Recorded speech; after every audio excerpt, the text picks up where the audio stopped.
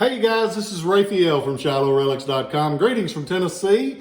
We're finally approaching fall. It might get a little less humid, which would be a wonderful thing. If you've been in Tennessee the last 6 months or so, you know that humidity is in full force. Today we're going to talk about a sword that was American made.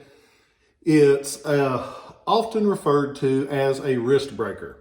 The last segment that I did on the Model 1840 Heavy Cavalry, I didn't say it was a wristbreaker, and I had a guy call to order that sword, and he said, "Is that a wristbreaker?" And I thought, I forgot to mention that. So there's so many things I want to say when I'm up here and I get to babbling that I might not say the right thing. The nickname the Wristbreaker is because these are a heavy cavalry. And as we mentioned in the earlier video, they're the Model 1840. The 1840 was made with a wider blade, heavier all around, heavier guard. Everything was just beefed up. It was a real stout model. The first American contract was actually made in Germany by S&K. Then the Ames Company in America, in Massachusetts, made them. And then when the war broke out, there were still several smaller companies that made them, like the maker of this one. This one was made by Sheble and Fisher in Philadelphia. But it is a wristbreaker. Basics of the swords. The Model 1840 was, the regulations called for a 36-inch blade. Very few of them are. Most of them are 35 and change. The Sheble and Fisher will be 35 and 5/8. Just a little small technicality, but that's what they are. The blade is designed with the two fullers going down the blade. The fullers are the grooves on each side, like we've talked about. They're put in there to make the blade more durable, and they're put in there to lighten the blade as well. So it did 2 in 1. The guard on these are heavy. They're massive, made of brass. The cavalry has 3 branches. Artillery has 1. It has this piece. What is it? You remember? The pommel cap that holds everything together. The grip on these 1840s are very distinctive because they're straight like this. The 1860s have a bulge in the middle to make them fit your hand better. But they were basing these off of the earlier pattern, even though they're made during the war. As for Sheble and Fisher, who are they? There's still not a lot known about some of these makers because they didn't have huge contracts. They didn't stay in business 50 years. And so we don't know a lot about them. These Philadelphia City Directory, which a lot of collectors refer to because every year it tells you who was where and what they were making. There was Samuel Sheber. Go back to your trailer and learn your lines, young man. Samuel Sheble and John Stevenson were fork manufacturers, F-O-R-K manufacturers. In 1862, they're listed as being military makers. By 1863, they say that they were making hay and manure forks and swords. And that's the only time that they're listed as sword makers. And the M. Fisher is also listed in the Philadelphia directory. He was in business before, but he was making surgical instruments, precision instruments. So that is who the Samuel Sheble and M. Fisher were, Sheble and Fisher. And they marked the blades like this. It'll be marked Sheble and Fisher in an arc over Philadelphia. They actually made a few different swords. They say that there was a contract with the government to make 1,000 non-commissioned officer swords. And they made those. They had one contract to make artillery swords for the U.S. government. It was in 1861. They got paid $5 a sword for making the artillery swords.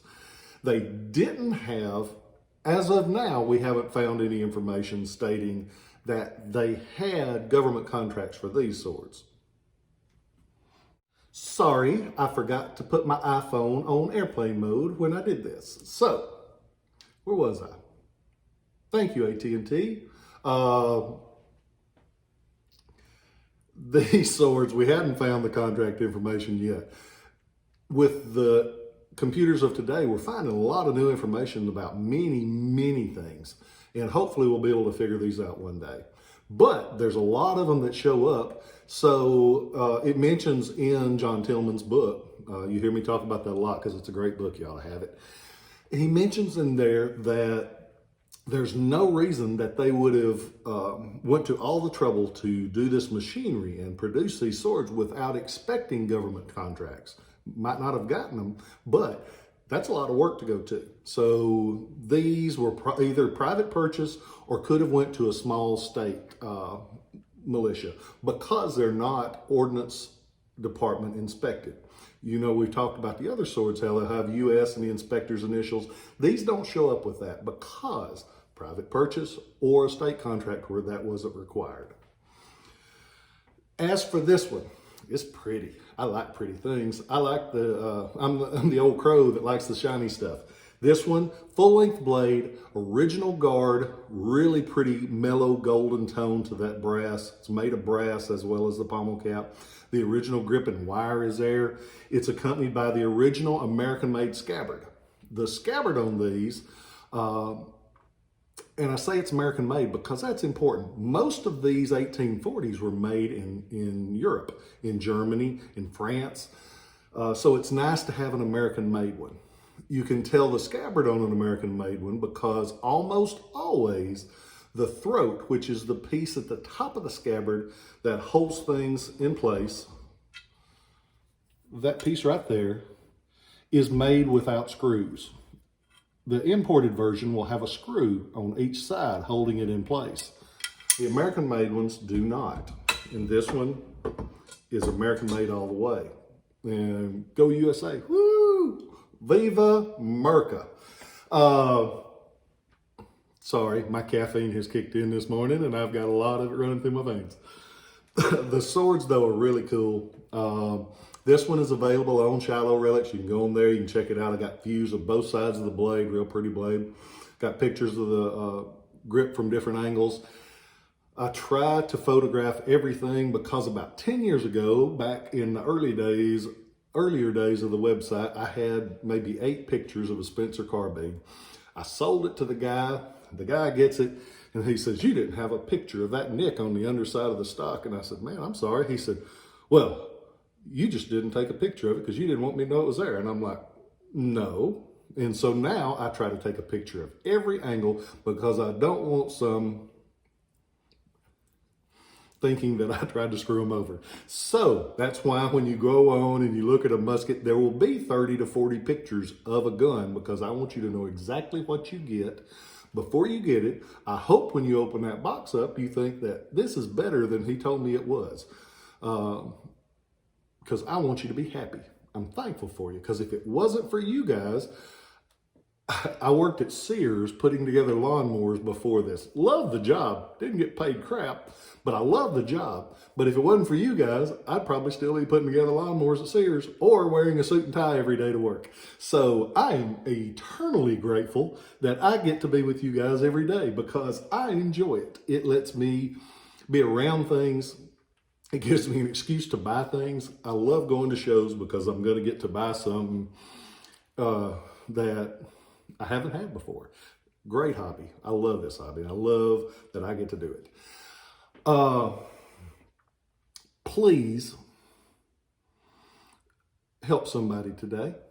I got a thing in the mail the other day that my grandson was born with a cleft lip and cleft palate. And that, in case you don't know, because I didn't know when he was born what a cleft lip or cleft palate was. It is when a child is born and for some reason, God decided that the upper lip or the inside palate of their mouth isn't fully formed. It's a cleft lip or cleft palate. In the old days, it was called being hair-lipped. And that's an asinine word. Don't use that one. Cleft lip, cleft palate. But I digress. We were very fortunate enough to be able to get them to the doctors at Vanderbilt that did a tremendous job. They did an amazing job. Wonderful people up there. In countries where they don't have Vanderbilt and they don't have the ability to do those type of things. There are a few organizations that donate their time and donate their efforts to go and to help these children with the same problems. And God, I can't imagine not being able to take care of the loved one with that, because he couldn't use a straw. He couldn't use anything when he was first born. But it's called smiletrain.org, SMILETRAIN.org. And I'll leave it up here so you can see it. If there's a lot of people wanting your money, wanting you to donate for this, donate for that, they are able to take, and I don't remember the exact numbers, between $1,000 and $2,000 per child, and do a surgery to make that child's life better. I've donated to it. I believe in it because I've seen what a difference that surgery has helped in my grandson. And I can't imagine those children not being able to do that. When Lori passed, instead of flowers, we had people send the donations to Smile Train. And because of that, we were able to get multiple surgeries for multiple children. And it was because of kindness from people like you. So I know you got a lot of people asking for your money, but if you're thinking about somewhere that you could do it and donate it, that it would go to a good cause, smiletrain.org. I appreciate you guys. I'm thankful. I am so thankful for my family, my friends, for the ability to help my grandson. And because if you guys hadn't bought stuff over the years, I wouldn't have been able to do it. I thank you. Hope that you know that you're cared about. When you get a chance, be kind. And remember, love you, and I'll catch you next time.